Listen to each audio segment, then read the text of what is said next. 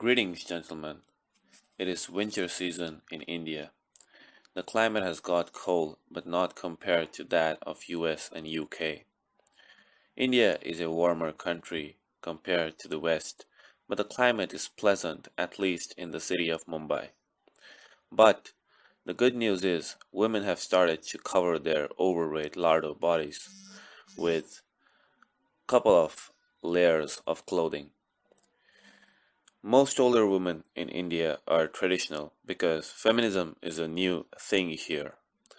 So that's why most older women wear saris, which is an Indian outfit that you can Google, or there will be a picture of it in this video, which I'll put up before I upload. Today, I will talk about how is the feminist seed sown in our minds since we were children. I am lucky that seed didn't grow in my brain and I stumbled across the phenomenon known as MGTOW. So as we proceed, in this video, I will share some of my personal experiences in my school as well as what I have observed throughout my lifetime.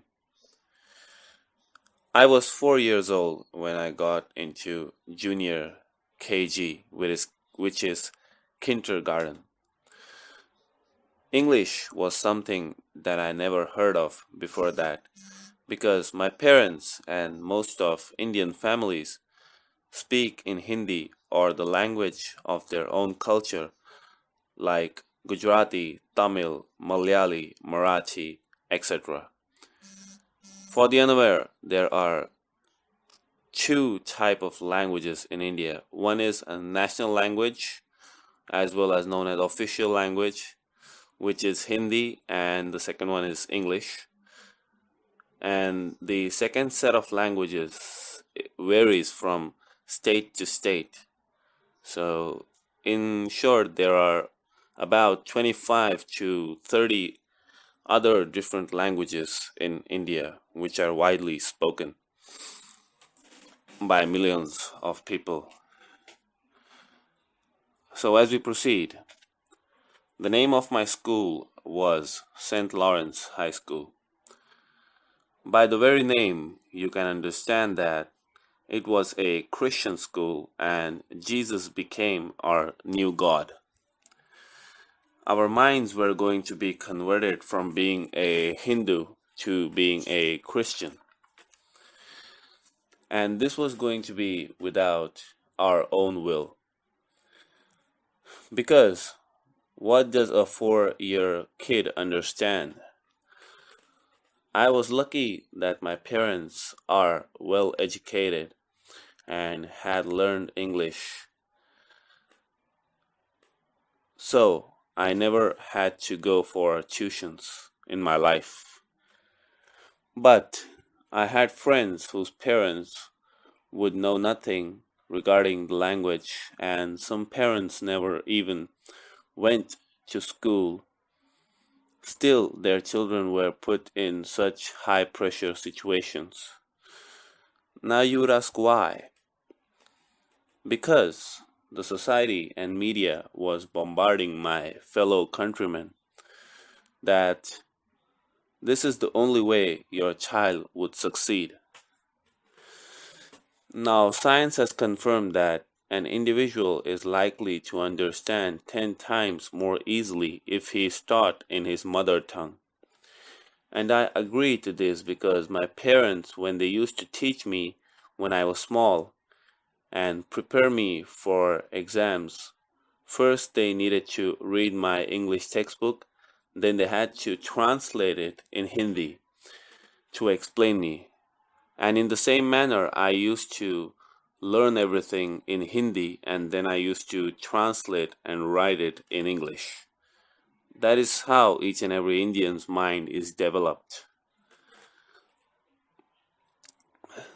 And this is how my learning process has been till today.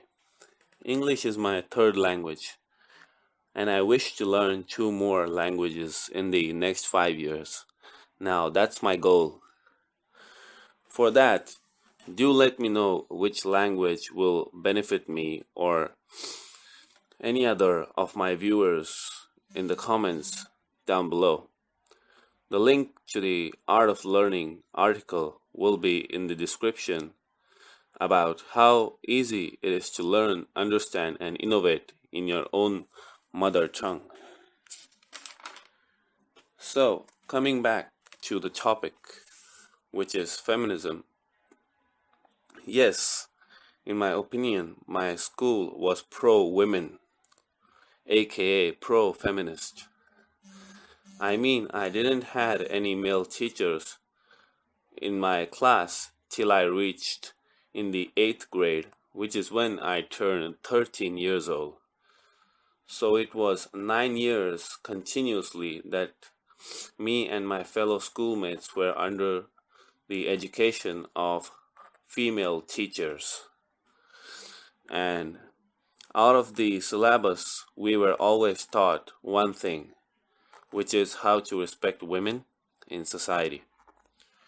We were not allowed to hit a girl. If the staff in school sees that happening, we were punished, even if the girl was the one to hit me or any other boy in the school. So boys were always victimized and were priority victims in my school. Out of students, most number of volunteers were selected from girls, and they were given full right to punish boys. For example, we were told to kneel down in front of them, or being hit with a stick, regardless of whether that boy can take it or not, weak or strong, boys always were the target. I am personally a sportsman, and luckily, since I was a small kid, I attended school much less than any other person. Because I was constantly out for matches and training throughout the years. But still, if I have to consider a farm of blue pill men and feminist women, I will say it is none other than the schooling system. Millions of young Indians are being harvested every year in such schools. God have mercy on them. That's the reason why you see such a huge number of blue pill men in India. Now, by this, I am not saying don't send your children to school, because that road doesn't work for everyone. Send them to school at least to get a basic degree. Why I say this? Because most of these motivational motherfuckers around YouTube and around the world who tell us that going to school isn't worth, they themselves have a couple of degrees and graduation courses that they have done from school, colleges, and universities. Now, that's hypocrisy 101 in my opinion. Not going to school is a choice which is crucial for the future of your child. If it doesn't work, your child's life will be doomed. And if not sending him to school is your choice, then you will be blamed for what has happened to his future. But at the same time, one should not neglect the fact that school is one toxic place which can get into your head. So filtering a child's mind or any other kid who is young that you know is your job as a man to tell these young guys or kids about what's right and what's wrong. We need young MGTOWs the same way school needs young blue pill boys. If we save our gender, we could save the humanity. So that's all I want to say for now, boys. Do let me know your thoughts or even your story of school days if you would like to share in the comments down below. I would be eager to hear from you guys about what you have experienced in your childhood and your memories. I also want to make an announcement that if you are willing to know more about MGTOW and your opinions don't match with mine, I'm not going to reply to you and your criticisms in the comments. If you are looking for an answer to your criticisms, you can email me at officialtruthovereverything@gmail.com. I will be happy to respond to you. Let's talk it out, my friend.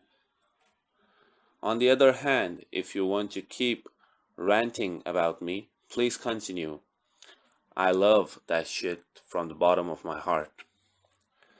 Thanks for making me famous to both my lovers and my helpers, as well as the haters around.